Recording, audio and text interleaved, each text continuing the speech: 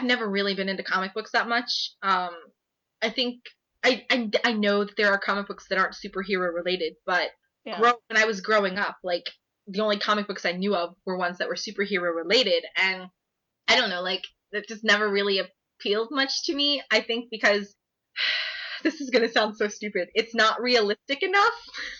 Well, it's not supposed to be. Especially if coming from you who like sci-fi. Hear me out, okay? Like, there are some superhero origin stories that are more realistic than others, or if not realistic, more plausible through extrapolation. For instance, like, I know, like, Spider-Man becomes Spider-Man because he gets bitten by a radioactive spider. Never gonna happen ever. There is no evidence to suggest that being bitten by a radioactive arachnid is gonna give you web shooting powers. Never gonna happen ever. But What something if it was an alien bug and it mutated your genes? that could be possible. Well, don't say it's never gonna happen. But It's just a little tweaking of the story. But the story is a radioactive spider. The story is not an alien bug. It is a radioactive Earth spider. But you gotta look at it this way. It's comics, especially superhero comics, get a lot of flack for not being realistic. But if you look at their orange, I'm retarded. Another offensive word. If you look at their origin stories and the time they came out in, it talks a lot about culture and society and where they're at. Because it was, everyone was scared of toxic waste and, can it give you, cancer? Can it give you superpowers? Is it going to change your genes? Is it going to kill you automatically? So Spider-Man kind of came out of that fear. Like, what are these new technologies going to do with us? Well, that's explaining that. It makes more sense, but I still think I would prefer an origin story that has some sort of basis in current scientific knowledge and just extrapolate that further. Like, well, that. You also have characters like Daredevil who, maybe it doesn't make a lot of sense, that he's has all these agilities and superhuman hearing just because his body's making up for the senses because he's blind. But you proven. Again, well, he has like crazy, it's a little too much to believe. That's exactly what I'm talking about. That is scientific fact extrapolated further, extrapolated to the extreme. We know that people who are blind have more acute hearing. They have a more acute sense of touch. So all they did was take a known fact and extrapolate it to the extreme. So what do you think about X-Men then?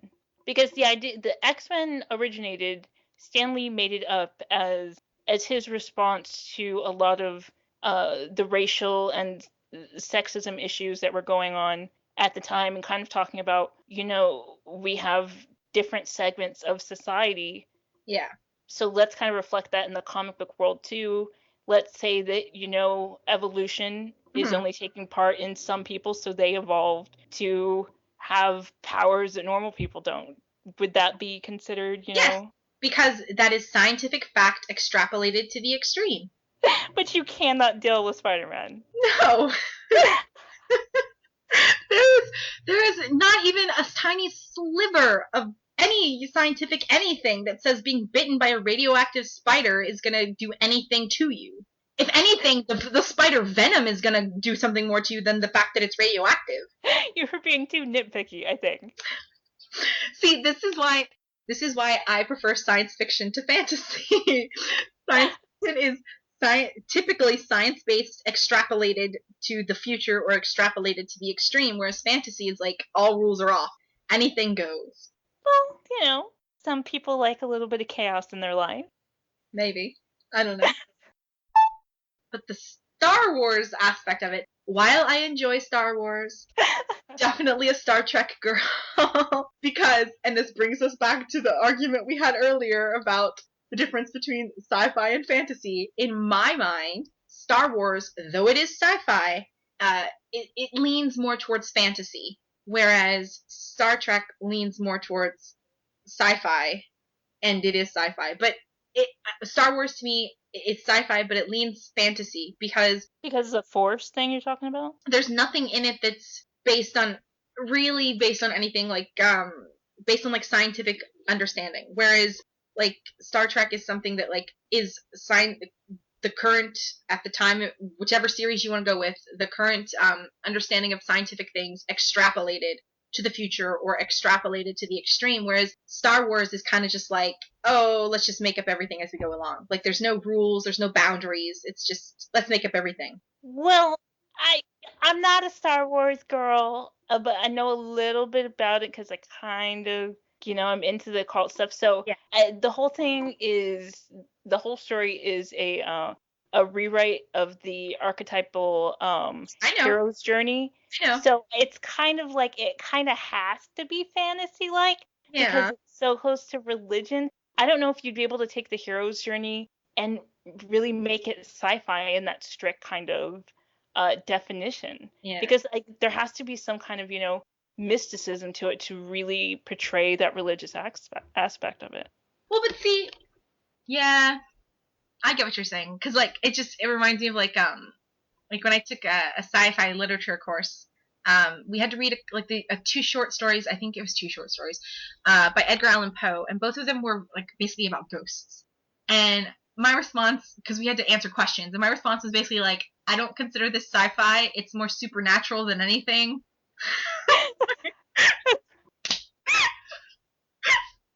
I mean, I think it's pretty safe to say that when it comes to like sci-fi, I like what's called hard sci-fi, which is like it follows, like what I've been saying, something based on scientific fact, and then just expanded on. Well, do you think like if you had like a hardcore sci-fi series and there was a ghost in it, would that automatically Depends on how they try to explain it. Okay. If they could explain it in some way that made it sort of more scientific-y, then maybe I would be okay with it. I don't know. Like, cause to me, like, ghosts, it's not sci-fi, it's supernatural. To me, supernatural and sci-fi are two completely different things. Ghosts, zombies, werewolves, depending on how they explain them, are supernatural. Like, like, it's been a trend in the recent years to like in zombie movies basically have it say, oh, it was some scientific experiment gone wrong and now they're zombies. Yeah. So that sort of crosses the bridge between sci-fi and supernatural because they're giving a scientific explanation to something that otherwise would just be supernatural. But I mean, in response to that, I mean, because you're definitely the sci-fi girl, and in contrast, I wouldn't say so much the fantasy girl, Yeah. but definitely the occult girl. Yes. That if I'm like, oh, zombies aren't supposed to be, made in a lab. Zombies, I get that. I totally get that. Like I know, like the original form of like a zombie has. It's not even like technically a living dead, right? It's like no, you can still be alive. You're so deep in like a trance state that you're not really dead. The simplest way of saying it without totally confusing people when you try to tell them is to say a zombie is someone who has lost possession of their soul and somebody else is in charge of it. Because Exactly. that's the idea, that Yeah. somebody else has taken your soul and they're now in control of you. Yeah. So no, they're not even supposed to be dead. Drives me crazy about American zombie, Yeah. lore. Yeah. But so yeah, I mean I totally get that. Like, I'm just saying like by explaining that somebody became a zombie through some sort of scientific experiment bridges the gap. I'm not saying that zombies need to have that. I can enjoy a zombie movie where there's no science involved. I can enjoy a ghost movie where there's no science involved. Okay, wait. So what if I told you that I had scientifically worked on this spider that bit me? And now I'm Spider-Man. Is this finally sci-fi? If you say something like, we were testing on spiders, we modified their venom to be able to be injected into something and modify its DNA, and then it got loose and it bit a human and now he shoots webs. Yes. But that's kind of what they say in Spider-Man. They kind of say, we didn't have control. We didn't know what happened. It messed with his DNA. Yeah, but they weren't intentionally trying to do that. So it has to be intentional? Ah! What if I get kidnapped in a UFO? Is it not sci-fi because I didn't intentionally get on? Like, okay, Your nitpickiness is gonna come back to bite you in the ass. we may edit this out. Okay, so like, at this point in time, we have mapped the human genome for the most part. We can go in and we can say, okay, that bit of the DNA affects this part of the body. That bit affects this part. So it is not completely implausible to think that at some point in the far future, we may be able to, develop some sort of injection or gene therapy to rewrite someone's DNA or modify it or mutate it.